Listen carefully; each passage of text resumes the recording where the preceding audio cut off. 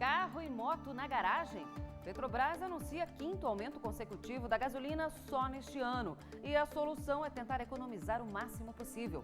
Chuvarada no estado, deslizamentos e alagamentos em vários pontos de Santa Catarina nesta segunda-feira e o alerta continua.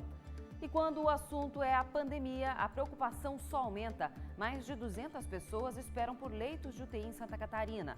O SCC News está começando.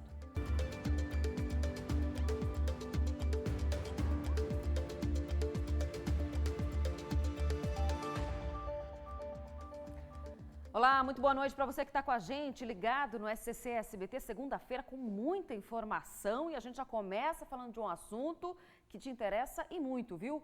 Você já se organizou para a declaração do imposto de renda? Pois é, daqui a pouco a gente vai trazer para você esse assunto, vamos te dar dicas aí, inclusive, de como você vai fazer para poder declarar, inclusive quem declara imposto de renda nesse momento aqui em Santa Catarina. Mas antes, o assunto é aumento da gasolina. Não é isso, produção? Vamos dar uma olhada, porque o que está acontecendo? Só nesse ano, esse é o quinto aumento consecutivo da gasolina no Brasil, anunciado inclusive pela Petrobras, porque o mês de março começou com uma notícia que pesa muito para os motoristas. Está chegando a hora de ter que deixar os carros em casa. Olha só. Logo, logo o acréscimo vai chegar ali na bomba.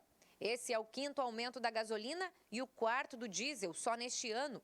Em 2 meses, a gasolina subiu 42% e o diesel 34% nas refinarias. Para os postos de combustível, isso significa um aumento de 14% na gasolina, por exemplo. E para os consumidores... A partir de amanhã, nós teremos já um produto em torno de 10 a 15 centavos mais caro.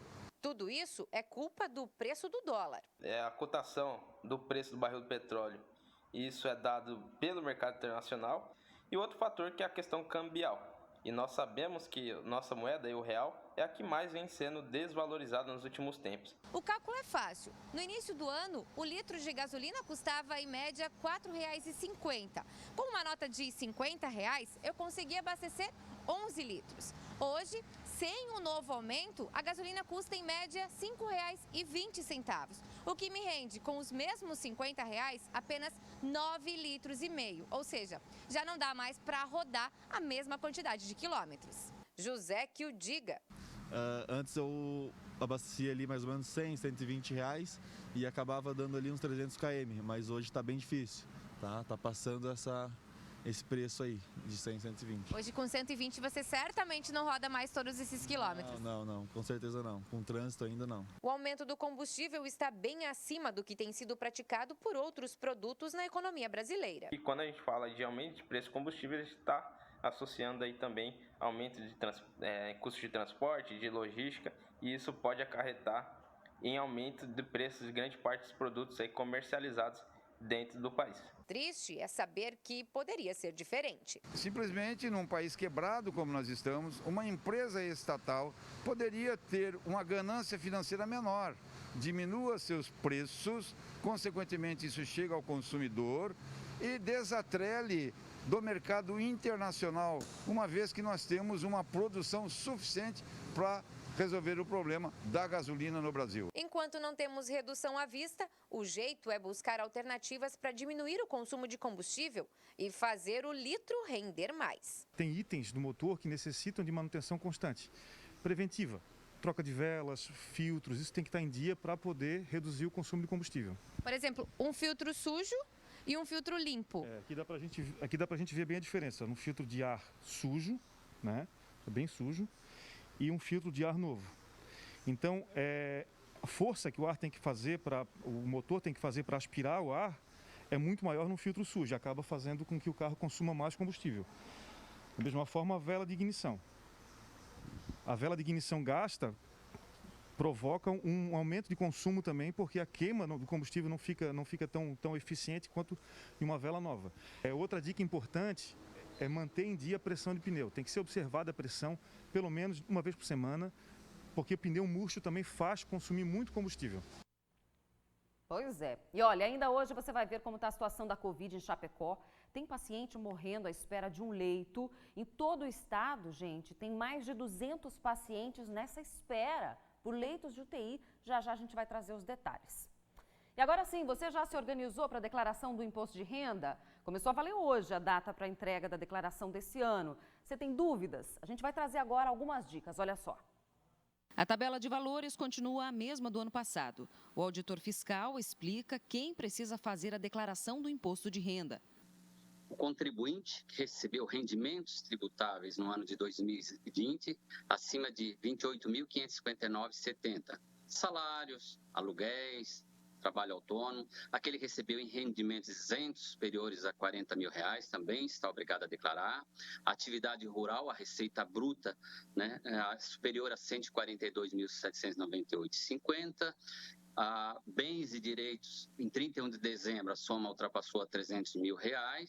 E também aquele que passou a residir no país. Quem não estiver dentro destes critérios não precisa declarar o imposto de renda. E não precisa declarar também quem for dependente de outra pessoa física que fizer a declaração. Anote aí o prazo final da entrega, é dia 30 de abril. E será que quem recebeu auxílio emergencial no ano passado precisa fazer a declaração? Amanhã aqui no SCC News a gente vai responder para você. Aos poucos a gente vai te ajudando a se organizar com o seu imposto de renda desse ano de 2021. E olha, o fim de semana foi de muita chuva aqui no estado. Como foi aí na sua região, hein? Segundo a Ipagre, o mês de fevereiro terminou com quase 400 milímetros de precipitação no litoral catarinense. E esse cenário de chuva se repetiu nessa segunda-feira. Acompanhe. Os municípios do litoral catarinense foram os mais atingidos pela chuva intensa do fim de semana. Na Grande Florianópolis, houve um deslizamento de terra na via expressa, quase na entrada da ilha. O grande volume de chuvas também causou alagamentos. 2 faixas do sentido centro da SC 401 Sul ficaram totalmente debaixo d'água, dificultando o fluxo de veículos. Em São José, a rua Josué de Bernardi, uma das mais movimentadas da cidade, também ficou alagada. No norte do estado, 4 municípios estão em alerta.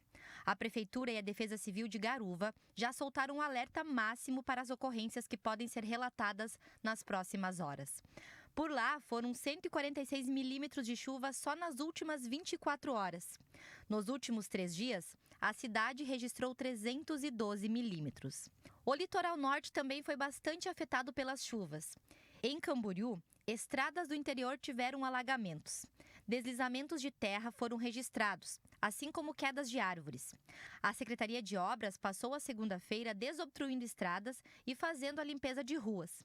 No bairro Rio Pequeno, uma família teve a garagem de sua residência invadida por um deslizamento de terra. Até o momento não há registro de desabrigados.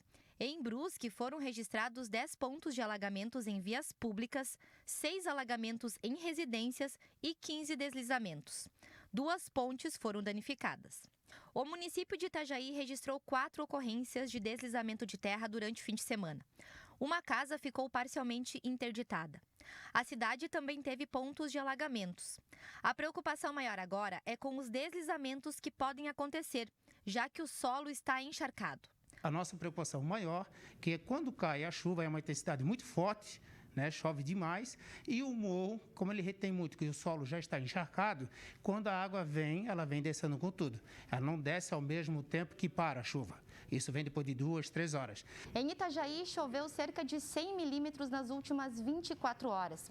Por causa do grande volume de chuva, o mês de fevereiro fechou 20% acima da média histórica para o mês.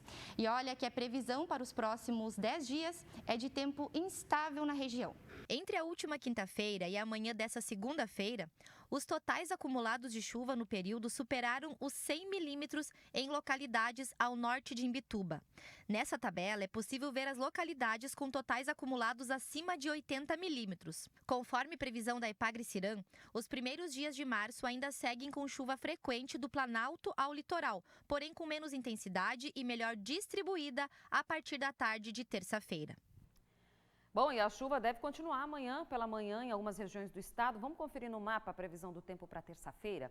No litoral e no Vale do Itajaí, o dia deve amanhecer com chuva, condição que pode se repetir à noite. Mas o sol deve predominar durante a terça-feira nessas regiões. À tarde pode ter pancadas de chuva na região oeste.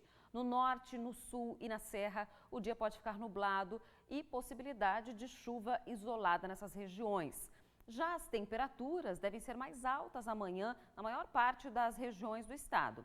Em Florianópolis e Joinville, máxima de 28 graus. Em Blumenau, máxima de 27. Lages, os termômetros devem ficar entre 16 e 25 graus. Já em Criciúma e Chapecó, as máximas não devem passar dos 29 graus nessa terça-feira. E a vacinação contra o novo coronavírus continua em ritmo lento, muito abaixo do esperado aqui no estado. O assunto para o comentário de Cláudio Prisco Paraíso de hoje. Boa noite, Bruna. Levantamento nacional demonstra que Santa Catarina está entre os estados com menor percentual, proporcionalmente falando, de vacinação. Nós só estamos à frente de 5 estados: Piauí, Pará, Maranhão, Sergipe e Acre. Vejam só. Santa Catarina, que é a 7ª ou 6ª economia do país, inclusive em transferências de riquezas. Transferência de riquezas para Brasília. Estamos lá na rabeira. Por que razão seria? Poucas vacinas estão chegando? Teve um caso ali que houve um erro do Ministério da Saúde, mas logo corrigido. Só que se tem a informação que mais de 40% das vacinas que chegaram não foram aplicadas. Mas nós temos uma infraestrutura fantástica em Santa Catarina para a vacinação. O problema, então, é das prefeituras? É dessa articulação entre o Estado e os municípios? O governador já declarou, dispõe de 300 milhões para comprar as vacinas. O Supremo já autorizou estados e municípios a adquirirem a vacina. Mas se os governos centrais de vários países têm dificuldade, imagina estados e municípios. Tem algo errado nessa história. E você vai ver a seguir: no oeste do estado, pacientes estão morrendo à espera de um leito de UTI. Chapecó decreta estado de calamidade pública no combate à Covid-19. A gente volta já.